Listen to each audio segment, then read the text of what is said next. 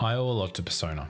Although I'd played Final Fantasy long before I ever touched Persona 3, it wasn't until I stepped foot into the world of Shin Megami Tensei that I fully realized how captivating a story a JRPG could produce.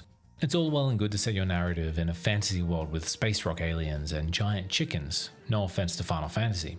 But when your story is set in the real world and when that story touches upon some incredibly mature themes and blends it all with fantasy elements, well-written characters, a satisfying combat loop, and some of the best music the industry can produce, well, it's not hard to stand up and pay attention. Unfortunately, I'm one of those Persona fans who's only played 3 and 5. That said, I've spent over 300 hours across Persona 5 and Persona 5 Royale, and I've experienced Persona 3 on the PS2 and more recently the remake on PS5. So ever since I got wind that Sega was working on a free-to-play gacha spin-off set in the world of Persona 5, I really couldn't wait. I bid my time and was patient enough till it released here in Australia and not play the Japanese version. But after putting in more than 33 hours and playing on both mobile and PC, I can honestly say I'm well and truly done with Persona 5 The Phantom X. This video isn't going to be an in-depth critique of the gacha systems. I won't be talking about the pull rates, for example. Rather, this video is going to be used as my own personal therapy session, where I can lean on your shoulder, dear viewer, and trauma dump. But first, to go over my history with gacha games, just so you don't think this is my first ever gacha and I don't know what I'm talking about. I've played Genshin, Honkai Star Rail, Zenless Zone Zero, Withering Waves, Brave Souls, and the list goes on. I stopped playing most of them because I just realized I wasn't getting a meaningful experience out of my already limited time. Now that's not to say they were bad games, most were pretty damn good, but it's the nature of gacha to waste your time and keep you playing and hope you spend about $15 to $20.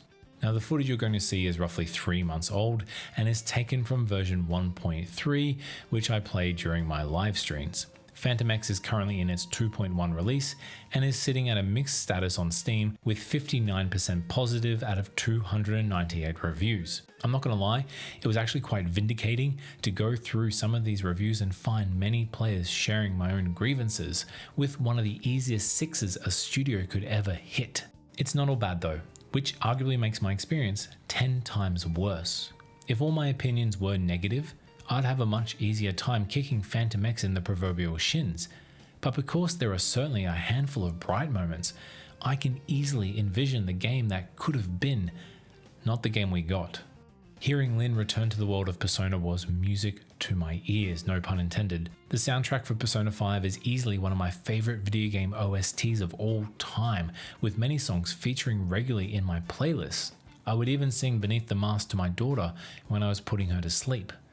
The combat is good, and actually adds some elements into the mix that I wouldn't be unhappy with if they made it into Persona 6. The narrative was solid, more or less following the same beats as Persona 5 with near identical palace setups, and the underwater Velvet Room was ethereal and isolating.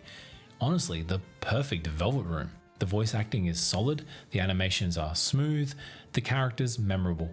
All of these good qualities undone by the single biggest mistake a gacha game can make: force the player to realize they're playing a gacha game. I want to take a moment to highlight just how obsessed I was with Persona 5 The Phantom X. I would jump on every night after streaming or working on my next YouTube video. I would play on mobile whenever I wasn't driving or when I got to work or during work. Literally any chance I could get. I even spent $40 on the premium battle pass, I know, and a few resource packs. So how did I go from being obsessed to not giving a shit? Well, it started when the flaws crept in slowly. Well, creep isn't the right word. One couldn't describe the feeling of being slammed through a giant glass window as creeping. It started with the palaces, the story. It's released on a per month basis, so if you rush through the MSQ in the first few days of the month, well, too bad, you're gonna have to wait. On the surface, this doesn't seem that bad. Free-to-play games obviously don't want players to finish the content too quickly because they'll just stop playing and move on to something else. But gating off your content on a calendar basis and not level gating it is just a far too blatant way of forcing the player into the grind. But really, that just doesn't matter when the side content is just overflowing with mediocrity. There's just too much here, and it just bogs down Phantom X to the point where it actually forced me to uninstall. We have a cafe chain here in Brisbane called Cafe 63. The last time I was condemned to dine in one, the menu had 75 items. Granted, 10 of those were different types of croissants and 8 different types of waffles. But the point is, when you have so much to choose from, people will naturally gravitate to the familiar, especially when it's impossible for a single kitchen powered by casual migrant staff to cook each dish to order. So you have the knock-on effect of low quality. The side content in Phantom X is the Cafe 63 of video games. You have side quests that don't mean anything because there's no date system, a fundamental mechanic of Persona. Now I get why it's not here, I understand, but without that, you lose that sense of urgency that underpins the narrative of every Persona title. As it stands, you can just sleep until a character is free to talk with you. Entire side quests can be completed in 5 minutes or less. You can join the soccer club, but you'll be skill locked until you rank up, so you can't even have fun just scoring goals.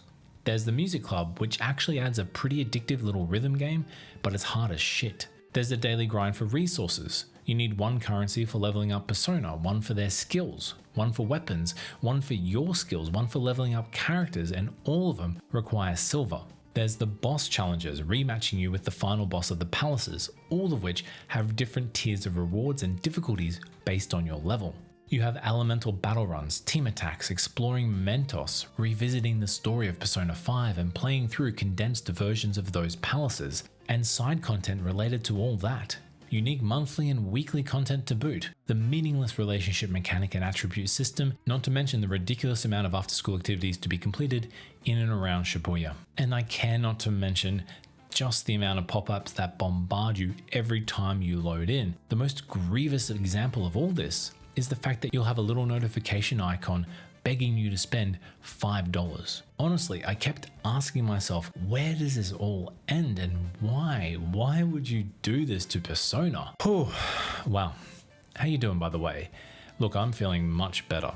That was a lot, I know, so let's take a moment to remember the good times, like the music. Fuck yes, thank God for Lynn. That opening was amazing and I still think about it to this day. Obviously, by design, gacha games are created to be a chore, so you can be sold the solution. The quote-unquote good gacha games realize that 80% of players will spend very little to no money, while the remaining 20 will be solely responsible for keeping the servers live. Developers understand that they need to keep the large majority of people playing in hopes that they might make at least one little purchase, so you have games that can be played in perpetuity with your dailies and all that other shite.